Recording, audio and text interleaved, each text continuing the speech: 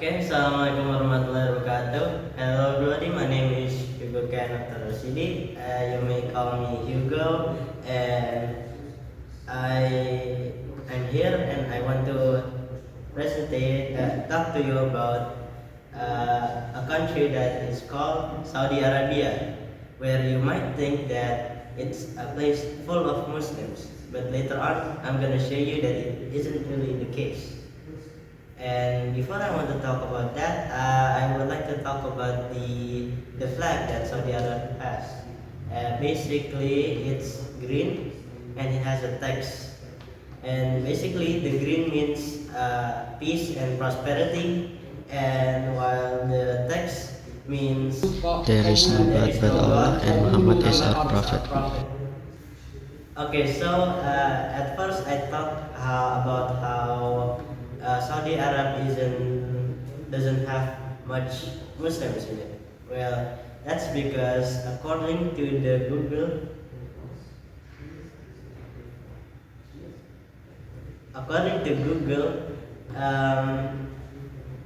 the Saudi Arab isn't even close to the top 10 of the most Islamic countries in the world, and that really means something because that means Muslims are a lot, like, it's all over the world now instead of just in Saudi Arab, because back then it's only in Saudi Arab instead of most places.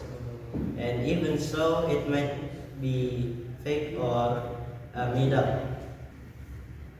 And as you can see from the map, if you look closely, Saudi Arab is bigger than most of the top 10 countries in the world, right? So how is it less has less Muslims than other countries? That's really interesting to think about. It really means that Islam has really gone all over the world now. Okay, so and in Saudi Arabia, I'm only gonna talk about one place because if I talk about everything in Saudi Arabia, then it will take too much time, and I want to try and do this as quickly as I can. And yeah, so the first place that I'm going to be talking about is Mecca. Why? Because that's the most visited place in Arab actually. Because in Mecca there is a mosque called Masjidil Haram, where there is a Kaaba, and the Kaaba is square and in black with golden ring to it, you know, and this is basically where all of the Muslims circle together to pray to their God.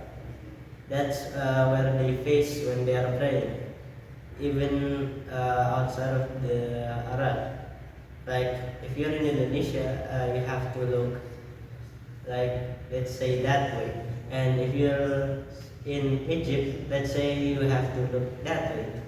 So basically, in Muslims, you have to pray. When you're praying, you have to look at the Kaaba, the position of the Kaaba. Even Google also has its own app where to locate the Kaaba. And in Makkah, most Muslims go there because they want to Hajj, and I forgot the steps on how you Haji, but I might remember some, but mostly traveling from Mina to there, and then you would throw rocks, and I really forgot about Haji. I'm sorry. But in Makkah, there's also Ibrahim's Maqam, and for those of you who don't know, no, this is not Ibrahim's grave. This is actually where Ibrahim stand on, and if you look inside, it's basically just a ground where in the shape of a foot. Well, it's oval shaped, but it fits where like a human could stand. And Maqam Ibrahim, that's what he standed on, basically, yeah. And I'm also going to talk about the second largest mosque in the Arab. And the first one is of course Masjid Haram, and this is the second one. And the cool thing about this mosque is that this was made entirely by, well, as of today it isn't, but back then it was entirely made by our Prophet Muhammad SAW. And back then, this mosque is where he rested when he's tired and he's sleepy. He just comes there and just take a nap or rest. And you might think like, how did they build it back? How did he build it back then? Like did he use some kind of magic powers? No. He does it like how a normal architect does. He grabbed some resources and some tools and then created the mosque by himself. And he also might had some help with his friends too. And if you want to know what the Mosque Nabawi looked like back then, it basically like square that's made out of sandstone, and there's also one doorway, and there's like pillars of wood from in the back side, and then on the front side there's also pillars, but there's a roof there too. And the back one, there's no roof, just wood.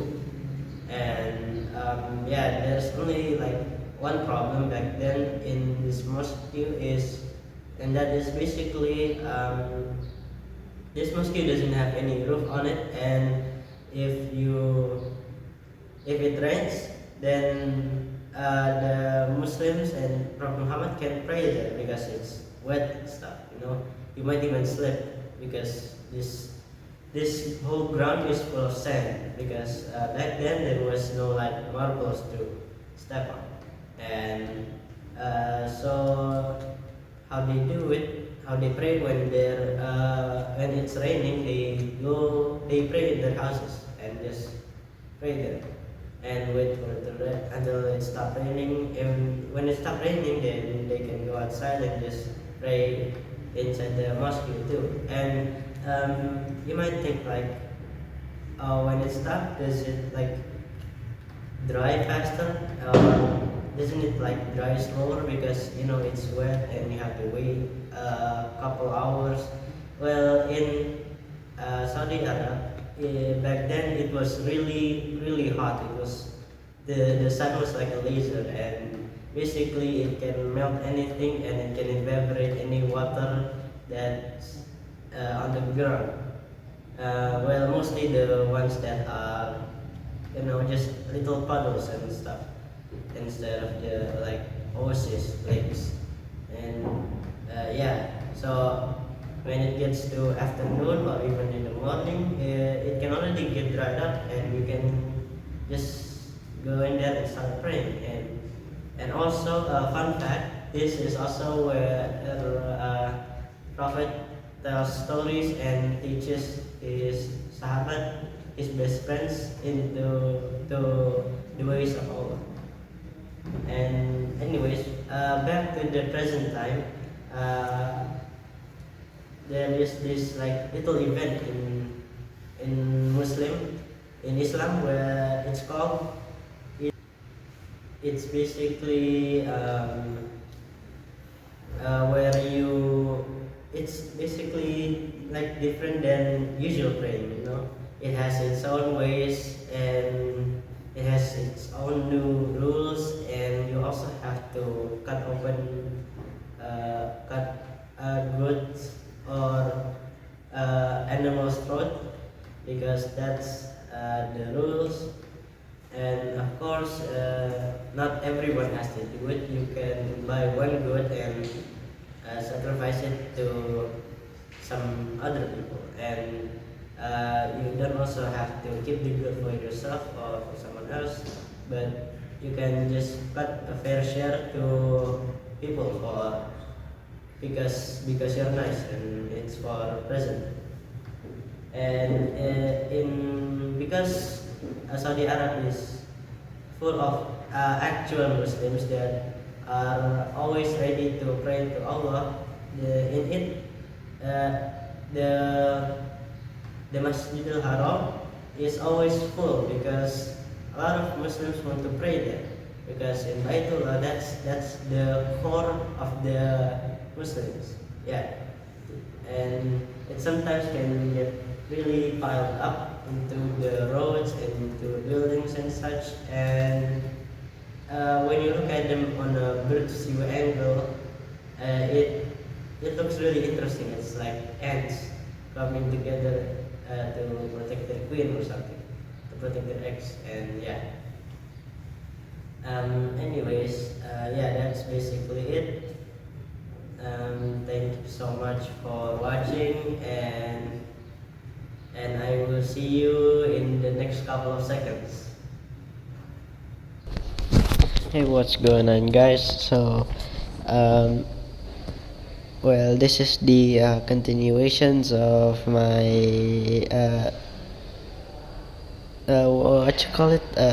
Talking about the Saudi Arab. Yeah. So basically, today in this video right now, I want to tell you guys about the things that I miss before, and about Medina. And basically, yeah, that's it. Anyways, yeah, in Saudi Arab, it's actually like a Asian country. I just heard of it before. It's actually Western Asia, and I thought it wasn't. So yeah, that's pretty cool. And um, Saudi Arab has its largest countries. Wait, no, largest. What you call it? Largest city, and it's called Riyadh. And in Riyadh, I'm pretty sure there's a really tall building, like really tall, and it looks really cool and such, you know. And I maybe would like to visit it someday, but I'm probably not even good enough to be in there. And Saudi Arab also is the home to the most holiest city in Islam. It's basically the most popular cities in Saudi Arabia, and that is Mecca and Medina. Oh, and also Saudi Arabia is also home to the highly endangered Arabian leopard. It's basically a leopard, but it just looks very, different, because I actually never have seen this kind of leopard before. It looks like a tiger, and maybe, but I don't know. It looks really different than from the leopard I know. Usually leopards are like orange, right? This one is a bit more whiter. I think it's just to blend in with the sand and such. And as you can see from this map here, as you can see, Eastern Province looks like it's it's really big, but and you might think that it's the most popular here, but actually the most popular here is Medina, because it's really peaceful in there, and there's about a couple million that stays there, and basically it's just really popular. It's one of the most popular cities in the world, actually. So that's, yeah, actually, let's talk about Medina a little bit more. So Medina is, well, as of 2020, the population of the city is 1,400,000 wait, no, 1,400,088 488,782. All right. Sorry, I'm not really good at maths, but I tried. Okay. So this is the fourth most populous city in the country. No, I said it was the most populous country, the most populous city in that country, but it's, for me, I think it's the most popular city. Okay, just my opinion. Yeah. So this city is home to Masjid Nabawi that I talked about in the presentation, and it's also the burial site of our Prophet Muhammad. And you can actually visit his tomb too, but it's blocked by walls and doors and such. But I think back then there used to be like the ground, and it's basically how an Islamic maqam, Islamic grave usually looks like. The city of Medina also existed over 1,500 years before Muhammad's migration from Mecca, which is also known as Hijrah. Back then, it was actually called, the city was called Yathrib before, but it was named after a king called Yathrib Mahli. But then, after the Battle of the Trench, Muhammad changed the name. Well, he first forbid calling that city by that name, and then after that, he called it Taibah, or Tabah. But if you mix those two together, it's basically Taibah at Tobah, the kindest of the kind. Well, it means two things actually. It means the kind and the good, so it could be the kindness of the good, maybe. But then after that, it changed again to Al-Madinah, and Al-Madinah actually just means the city. But then the longer name is called Al-Madinat Al-Munawwarah, which is the enlightened city, and or sometimes it can be called Madinah Al-Nabawiyah, which means the city of the Prophet, because it has Prophet's burial there, and Prophet's mosque in there too. And in Medina there were also some wars that our Prophet went to as well, and that is of course the Battle of the Trench. I completely forgot about that war. And there's also the Battle of Uhud. And basically, long story short, in Battle of Uhud, the Muslims won against the Meccan for like a couple minutes. Then after that, the Meccans started flanking the Medina, the Muhammad's army, and then the Muslim lost, I guess. But then the Meccan, who wanted revenge on Medina, decided to just come back to Mecca again. Oh yeah, I remember. So basically, when the Muhammad's army was winning, the archers were being very happy, were jumping up and down and such. And every war you go to, you can actually like loot the dead bodies on the floor to look for valuables, like their sword, their armor, their smartphones on their pocket. Yeah, you can basically take them and sell them after the war. And since they thought they already won, they just the archers started to descend down from the hill, and Khalid bin Walid, their commander, saw them descending, so they commanded his unit to ambush the hill. So the cavalry unit pursued the descending archers, and basically the archers can't really shoot them because they probably gonna die, because the cavalry is basically a guy and then a horse, like the guy is riding the horse, and so they're faster, and basically all of the archers died, and after that the Muslims lost, and the Prophet Muhammad was injured. It was mainly because the archers' fault, because Muhammad commanded the archers to stay there until Muhammad says so. And actually some archers actually stayed there, but most of the archers also descended down and died. And of course the ones that stayed there too also died because of the ambush. And anyways, I think that's all I'm going to talk about today.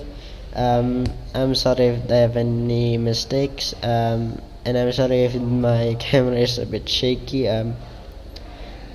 It's sitting on my lap right now. I don't have a table. Anyways, thank you so much for watching. I'm sorry for how slow I'm talking, and thank you, and I'll see you next time. Okay, goodbye. I'll see you next semester actually.